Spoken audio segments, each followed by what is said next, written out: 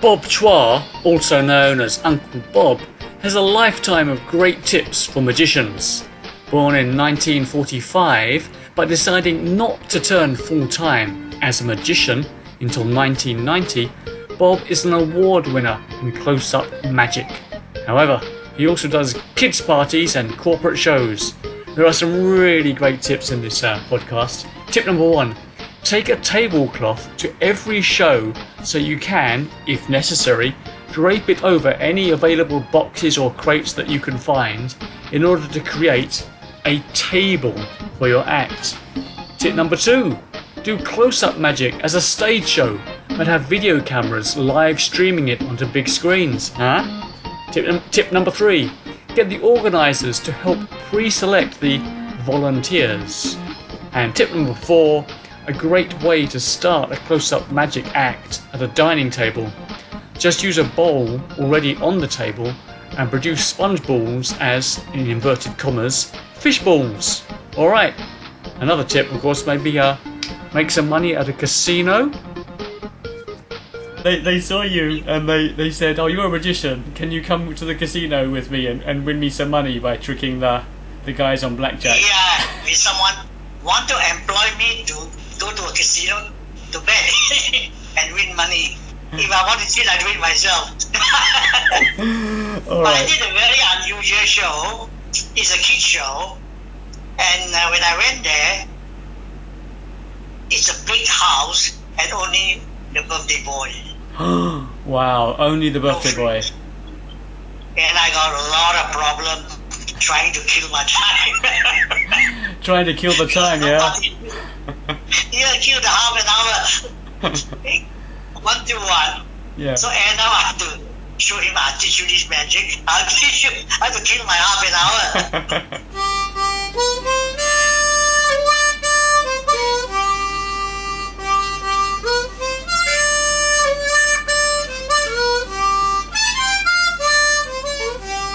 Hello, this is Meet the Entertainers and I am Big Ben. Over the years I have met many fantastic entertainers, magicians, jugglers, comedians, acrobats, unicyclists. So if you're any of these, or if you are interested in birthday party entertainment, or if you do great big stage shows, then hopefully this podcast will interest you.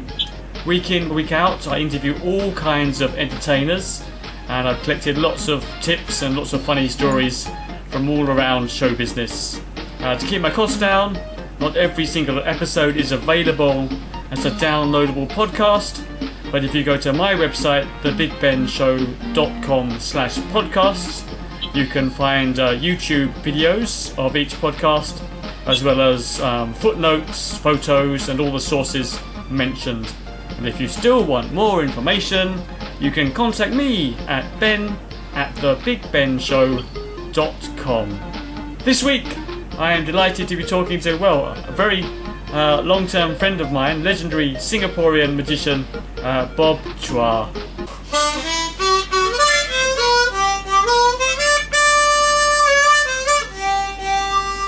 What is your stage name? Well, normally they call me Uncle Bob, that's all. Uncle Bob. And when were you born, if you don't mind me asking? Because you've had quite a long career. Yes, I'm born in 1945. 1945. Just after the World War II. Yeah. Same as my father and mother. Wow. So you're born in Singapore, 1945? Yes. And Yes. did anyone in your family have any idea that one day you would become a professional magician? No. No idea. Good. Because I retired at 45. Yes. Sold my business away. Yes. Sold my business. Then I got nothing to do. So I go into magic. That's right. Yes. To kill my time. That's right, because you were a part-time magician for a very long time, and you had what we call a proper job. I sold my business. Yeah. Then I go into magic. Yeah. Just to pass my time. Yes. Wow. Were you the first Singaporean to win a Merlin award? Oh yeah. So for people. That is in year 2002. Oh, 2002. wow. That's a long time. Yeah, that's already quite a long time ago. So you won. For people who don't know, this is quite a prestigious award given to magicians. What did you win it for? The title of the award is the best close-up magician. Ah, close-up magic. Did you do? Yes. Did you do magic when you were? When did you first start learning it? Did you learn magic when you were a child? Oh, not really as a child, but maybe around 17, 18 years old. Okay. And what made you want to study it at 17 or 18? That's quite late to suddenly be interested in magic. Yeah, because during my time, we don't have VCD, DVD, we only have books. And to get material from magic shop, you have to go to England. Wow. UK. That's Supreme Magic. And you have to buy the catalog, get a money order, send to them, and take 10 days to a week or 2 weeks to arrive in Singapore. So, wow, there were no magic shops in Singapore in the 1960s and early 70s. So you would order from overseas. There's only one. Only one. There's Wow. only one. Wow. How come you became interested when you were about 17 or 18? Was there any reason? Not really. I like to, fool around Yeah. as a young man. Yeah. I like to make fun with people. Yes. And magic is the best you can find. The best hobby you can find. Yeah. If you do close up, you can perform anywhere with the deck of cards or some coins. Yes. But if you use stage magic, you can bring your props along. That's true. Yes. So I guess close-up magic is that it's one of the easiest and best ways to start because you don't. Maybe you need some kind of table, or maybe you can survive without a table.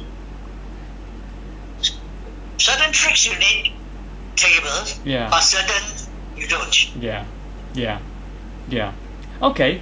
So it's quite versatile. Yeah. So you must Versatile. choose the trick you like, without tables or with tables, and you choose the trick to suit your environment.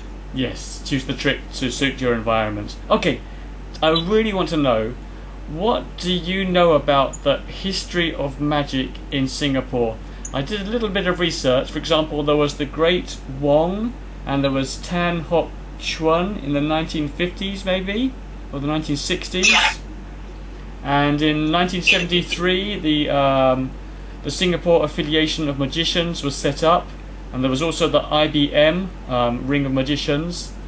And maybe by the 1980s there were some magic shops in Singapore. Is that sort of right? Yes, more or less on that line. So when you were 17 or 18, did you join any of these associations of magicians?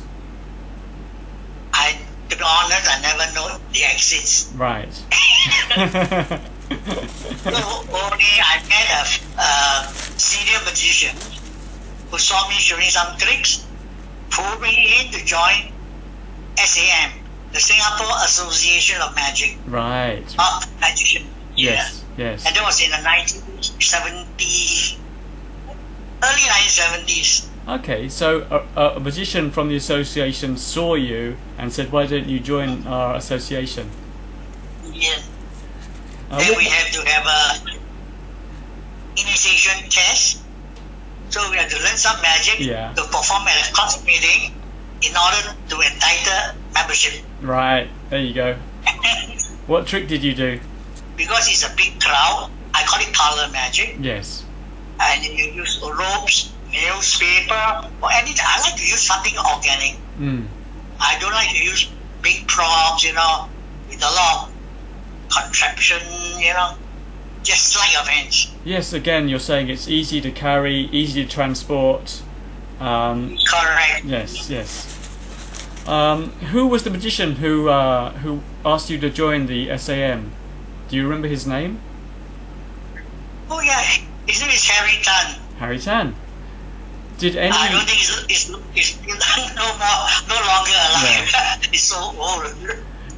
Did any other performers, any magicians influence you? Was there anybody you really respected or were mentored by? Oh yeah, there's one musician which I always been together with him. Bachi.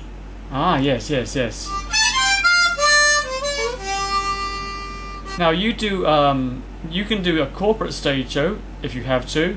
You can definitely do close-up magic. I know that you've done kids parties. I didn't realise that you also do a lot of magic lessons. I saw that online. Do you have a favourite out of those 4 or 5 things that you do? What's your favourite? I still prefer close-up. Close-up. Because kids show, you don't really need to teach a lot. It all depends on the prop. Yes. Actually, it's very hard doing magic for kids sometimes because you learn a great routine from a book or from a DVD, and then you go and try it in front of the kids, and you find that after 10 seconds the kids aren't listening to the patter that you've memorized. It's true. They're too busy trying to steal something. Kids stage show depends on your personality. Yeah. It cannot be taught. It's you. Yeah, I find that when I do magic for children, I have to kind of forget with what I practiced and rehearsed and just go with the flow. If the children just laugh at the breakaway wand, the one that falls to bits, I just do about 10 minutes of that and I forget about the rest of the trick. True. Yeah. You cannot rehearse. Yeah. You only run through your tricks. Yeah. You cannot rehearse what you do on stage because you never know what will happen. With the children in particular, yeah. How do you say you're doing a kids party? How do you structure it, like the beginning, the middle, and the end? How long do you stay if you do a kids party? Normally, I do 30 minutes for kids party, and normally the first trick must be fantastic. Yes. To capture their attention. What's your favourite first trick? Normally, I will do like tear and restore newspaper. Tear and restore newspaper. Yeah. Yeah. So you do a fantastic first trick. Sorry. So you do the fantastic first trick, and a really good first trick, and then. Yeah. The middle is not important. The middle is just play with the kids. Yeah. And the closing, you must make it something big. Yeah. Like you make a snowstorm on China, because a lot of what they call people flying around, confetti. Oh yes, the snowstorm, the confetti snowstorm in China. Yes. Yeah, to make it glamorous. No, that's a good trick. Again, it packs very small, but it plays very big. It's just confetti, but it can turn into a huge cloud of a snowstorm. Yeah. And you cannot have cold time. No. As you are also a performer, you can't just hesitate and wait. No, you've got to be fast. Yeah, you can't pause and fiddle around in your box and set something up. You just got to be bang, bang, bang every trick. Bang, bang, and keep on going in. Yeah, that's a good tip. How about a stage show? You must have done some corporate stage shows in your time. Yes, illusions. So, how do you set that up at a corporate stage show? Because sometimes you don't have very long to set up a show at a corporate dinner. Normally, you have to go there in the afternoon. Set up early. For evening show. Yeah. And you have to run through with your assistant, because if you are doing illusion, you have to have a lady to be cut by you. Yes. Okay, so you must have. So you will use an assistant. You'll use an assistant. You'll do tricks like sawing the lady in half. My favorite is zigzag, which I make myself. Oh wow! Zigzag lady. Yeah. And dollhouse, which I built from planks. Okay, I know the zigzag one where you have the boxes which zigzag. Yeah. How about the other one is a doll's house? Did you say? A dollhouse. You got a house. It's so empty inside. Yeah. It's a small house. Then after being a big bang, and a woman appeared. Oh, wonderful. Okay. But if you set this up in the afternoon, does your stuff still have to be on stage when the corporate event begins? Normally when you do this sort of illusion, you need to have a proper stage. Yeah. So you place it near the corner. Near the corner. And you need at least 2 assistants to push up for you. So you just can't push it out. It looks so awful. Yeah. You must walk out. You're free. I understand. Yeah. So you set it up to the side of the stage, and your assistants will push the props on for you. Yeah. Yeah. And I did close up on stage. Really? Many times. Oh. So I will have a table pre-arranged, a table on stage with 4 chairs. Yeah. Oh. Then I'll be outside. Then when the MC announce, I will just walk in to the house, and I'll pull 4 guests to come up with me on stage. That's lovely. Yeah. And they will sit down on stage, but I need to have a video camera with a big screen. Yes, so you can do the close-up as long as the organisers have a video camera. They can live stream the video onto a big screen so people can see live it. streaming. Yes. Yeah, that makes sense. I like that. That's very good. Can you ever do the same tricks for children at a birthday party and do the same trick for an adult show? Are there any tricks that work for both, or do you do very different tricks? Well, sometimes children trick works for adults. Yeah. I don't know whether you heard of this hippity hop rabbit. Where you show a black and white and you turn around and the kid know that you did it. It's not magic, but when you lift it up, the box is yellow and red. Yeah. I did one of this show. MD of a company, a public company, walked up to me. You can't fool me. I know how it works. But when I open out the box, so when I open up, it's a different color.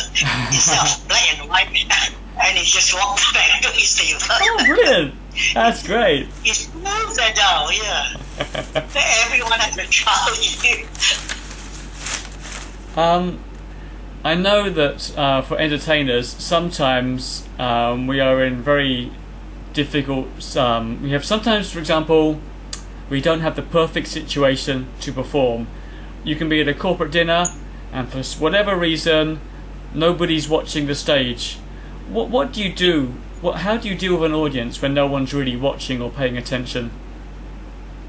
If I'm doing a corporate show, I don't do more than 10 tables. Yes. And I make sure the event organizer stand by some adults as assistant. Right. Yeah. Or else it will be a date show. Yeah. When I call someone out, nobody will bother. They just don't care. Yes. Okay, that makes sense. So you have quite a small group of maybe 10 tables maximum, and you also ask the organizer to prepare some people who can be the volunteers. Yeah, that's a very good tip. And I will, I can go down and pull them out. Yeah. But if I got, let's say, 100 tables, I can't do that. It's too big. Yeah. How about for close-up magic? How do you approach a group of people? Maybe there's some people chatting. You've got to find an audience. You go over to their table, and how do you introduce yourself? How do you get them interested? Because sometimes people don't want to. They think they don't want to see the magician, even though they do. What do you do to approach in close-up? Yeah, many times when I approach a table, especially women, they refuse to see magic. Yeah. Although they want. Yeah. They feel there's a barrier. Yeah. Between magicians and the audience. So I look, I say, okay. Then I will go to their bowl. I pick up a bowl. I say, do they serve fish ball? I produce a sponge ball, a red sponge ball, and they get surprised. They look at the ball. Say, I don't have a red ball. So from there, you break the ice. Yes. And you like to see that? You take the SpongeBob gave it to her and disappeared along the way. Yeah. And they're very curious. Yeah. And especially for lady crowd, I will try not to use playing cards. Okay. So because many of them doesn't know the value of the card, the suit of the card. Yes, that's true. Different languages don't know the names of the suits. Yes, but if you perform magic with money, everybody knows. Yeah. Okay, so you can take a bowl on the table. You can make sponge balls appear like as if they're fish balls. Yeah. Yes. You can avoid And you using start with the drink. Yeah, I like that. That's really good. I like that way. If you're on stage, what kind of microphone do you like best? I would normally love to have a clip A clip, mic, yeah. but if they don't have any mic, works for me. Yeah. But surely It's okay with me. Surely you need to have your hands free to do the magic. So if you have to hold the microphone, it's difficult. I can even tie with a balloon or Yes. a rope. Yes. Yes. Anytime, it works. Yeah, a great tip. You can use a balloon or a piece of string, tie it around your neck, make a loop to hold the microphone in place. It will work. And worst comes to the worst, if worst comes to the worst, you can even use your shoelace if you are having a shoelace. Yeah, why not? Yeah. Yeah, you can't do it with one hand holding the mic No. and one hand doing the magic. It's impossible. Yeah. What about your costume? Do you have a favourite style of costume that you wear? No, it's a formal suit. Formal suit, a dinner jacket. Yeah, Yeah. dinner jacket. Do you need to have And I did. Do you need to have pockets in the right places, or they always have the right pockets for you to use? No, it's just standard. Standard, yeah. It's just standard. Mm. I try to minimize. I don't like extra pockets Mm-hmm.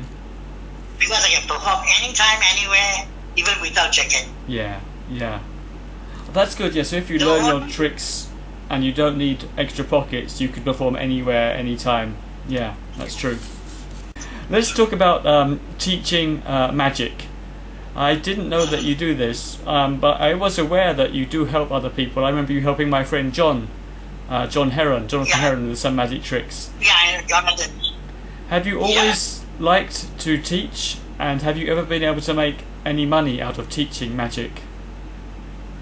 Not really. I never get a cent from John. So you never really made much money, but you do enjoy teaching it. Yeah, just, if you are a nice chef, then I feel that it's worth my time to show you. Then you have to practice yourself. Yeah.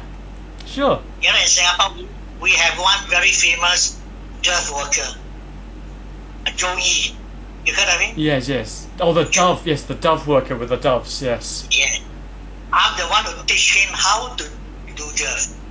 Oh, you taught him. You taught him how to do the dove act. Yeah, but I think you have to practice. Yeah. I don't do dove. Yeah. I know the basic. Yeah. I can give you the theory. The practice you have to do it. Yeah. And he did it very well. Yeah, he does. He's really I good. can't do it as well as him. Wow. There you go. So you started him, and then he practiced and practiced. Tell me, what do you think is your best gig, your best job ever? What is there something that you really are proud of, or you really remember from your career? Well, magic is the job that I love, I enjoy, and it's not work at all. Not work at all. Yeah. Not work. No. So the whole job is the best job ever. I think so. It's a great job, Yeah. entertaining.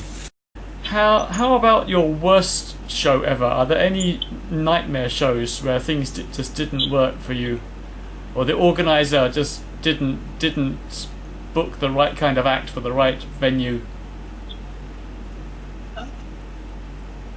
It's not a bad show because we can always cover up. Yeah. It's a bad location. Yes. It's supposed to do in the clubhouse. No, so do in open. in a badminton court A badminton court. outdoor. Yeah. And no lights. Yeah, at night. Nighttime. And the children were there, but you have no choice. The show must go on. Yeah. So you're saying they hired you to be outside in a badminton court at night time, and there were no lights, so really darkness, no one can see what you're doing. Yep. It's the fault of the organizer, not me. Oh yeah. What can you do? Not much. You just have to be loud so at least they can hear you, but they can't really see you. Yes. True. So as an entertainer, a magician for a long time, any location works. Yeah. Yeah. As long as for kids show, I must have a table Yeah. to put my props. Yeah. I ever did in the apartment, those public housing in Singapore, the HDB flats, Yes. hired by 7-Eleven. Okay. Next to the staircase, I put my table because I can't go inside 7-Eleven. They have no space for me to perform. Oh, so for people who are living overseas, in Singapore, the government builds what we call blocks of apartments called HDBs, and in one of the blocks there was a 7-Eleven shop when they hired you, but you can't perform in the shop, so you say, okay, I'm going to perform in the stairs. In the basement, you know, and also they can't provide me with table. No table, no. So what I did is I always carry tablecloth. Okay. Ah, that's a good tip. And those container for beer or drinks, Oh yeah. those big trays, Yeah. they should have. I get a few, I stack them up, I cover tablecloth, it's my table. Oh, you get the crates that they use for carrying the drinks and Yeah, things from 7-Eleven, and Yeah. if you carry a tablecloth. This is a great tip. Yeah, if you're a magician, just carry a tablecloth, and you can make your own table anywhere. Yes, I never carry my own table. Yeah, that's a good one. Hey, Bob, it's so good to talk to you again. Bob, Good. for people who want to find out a bit more about you, where can we find you on the internet? Well, you can go to my I don't have a website. You can email me. Yep, bobchua@gmail.com, is that the best one? Yeah. Yes, and my mobile number 911-0808. Yes, +65 911 0808. I think you do have a website, bobchua.com, right? Yes, but I don't know whether it's still there or not. It's still there. I found it. It's still there. It's great. It still looks good. Because I've not been doing magic for 2 years. Oh, Bob, it's so good to talk to you. Thank you so much. Really good to see you again. Thank you. You have a safe. Yeah, you stay safe as well. This was Meet the Entertainers, and I am Big Ben. Each episode takes a surprisingly large number of hours to prepare, record and edit, and check, and re-edit, and re-record, and edit again, and throw in the bin, and mend my computer, and take it out of the bin, and redo it from scratch, and then post it again. So, if you're getting something out of this series, here are 3 things you can do. Number 1, you can financially support this podcast by going to www.thebigbenshow.com/podcasts and making a financial donation of any amount you like. Number 2, subscribe or share these podcasts or give me a good review on iTunes. And thirdly, get in touch. I'm always looking for more people to interview. My email is ben@thebigbenshow.com. Many thanks. Talk to you again soon. And I taught Jonathan how to make a Pink Panther. Yeah, that's right. You taught him how to make the Pink Panther balloon. Is that right, the balloon, Yeah, yeah? because Jonathan called me, I don't know him, and he said, can you teach me and how much I charge? I said, let's go to McDonald's, buy me a cup of coffee, That's all. Oh, that's brilliant. He was so happy. Yeah, because even in 1995, there wasn't much internet really. If you wanted to learn how to Yeah. make something, like a balloon model, you had to find someone to teach you.